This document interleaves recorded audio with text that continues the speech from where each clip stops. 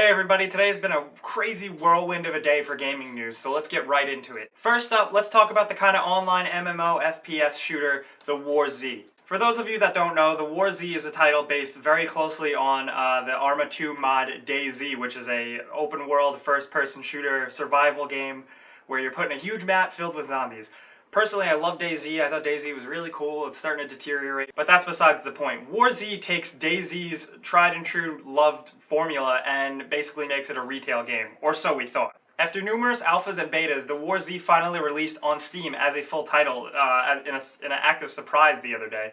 The Steam listing listed the game as a 100-player game with maps up to the size of 400 kilometers, multiple maps, and it turns out that the War Z, once people paid money and downloaded it, it offered nothing of the sort. Most matches were capped at 50 with only one available map, and people were pretty pissed that they bought this game that was pretty much underrepresented to them. A representative from Hammerpoint Interactive, the developer of the War Z, recently spoke to PC World in some really snarky, weird kind of comments. When pressed about people's complaints about the many problems of the War Z, he responded with, "I can assure you that based on what we're seeing, and the number of people who post on bad comments are a small percentage." He continued to defend himself and the practices of the War Z and Hammerpoint in kind of an arrogant manner, and how Steam should handle complaints, and that essentially they don't really care that they underrepresented their game. Yeah, at a point it's advertising, and yes, the game is a game where it's an MMO, it's constantly going to be supported and things are going to be added, but the fact that the game originally listed these things and it doesn't have it yet, and it doesn't look like it's going to have it anytime soon, that's kind of shitty. Since this has all been going on with numerous complaints being submitted to Steam, Steam has actually taken down sales of the War Z on Steam.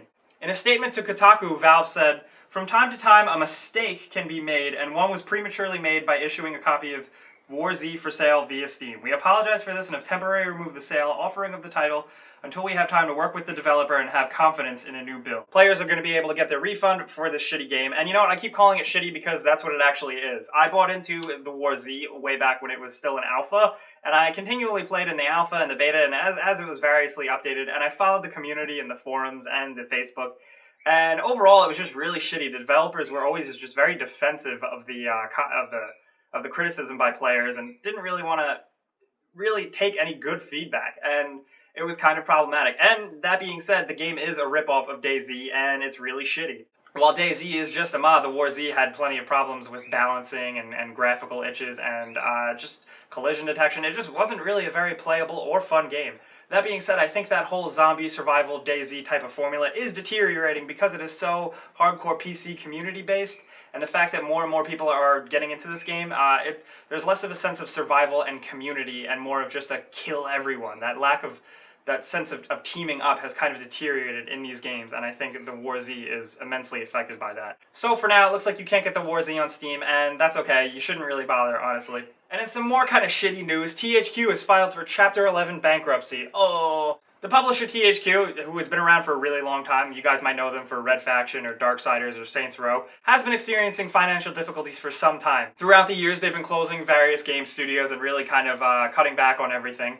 That being said, they still have a lot of really interesting games coming out soon, especially South Park: The Stick of Truth, which looks great. But now things are a little up in the air now that they've filed for Chapter 11 bankruptcy. That's not the worst bankruptcy you can file for, but you know, it's still pretty bad. In 9 days, THQ will be delisted from the NASDAQ list of stock thing, and that is bad news. However, in a statement, THQ has announced that they're into a purchase agreement with a bidder to acquire substantially all of the assets of THQ's operating business, including THQ's 4 owned studios and, thankfully, games in development.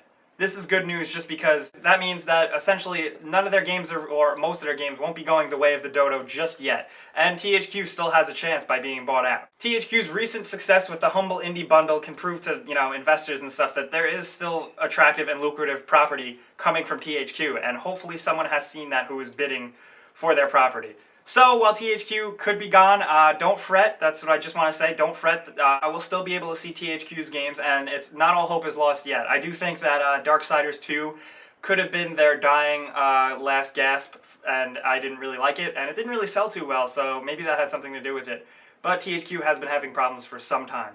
So guys, that's what I really wanted to talk about today, and I haven't really gotten around to saying this yet, but thank you all who followed me over here and subscribed. It's really hard, one thing, just starting up a YouTube channel, but it's a lot easier. It's a little easier when you start up knowing your friends have followed you, and there are some people that still want to watch you. So I appreciate that, guys. Thank you very much. Be sure to let me know in the comments what your favorite THQ game is and what you look forward to playing from THQ if it's resurrected or if it's sold off and published by another company. And also, have you guys played the War Z? Does everyone else hate it as much as I do? Because I really did not like it. So let me know in the comments, all that stuff. Let's just talk. And, you know, I still don't know how to end this. I'll never figure it out. So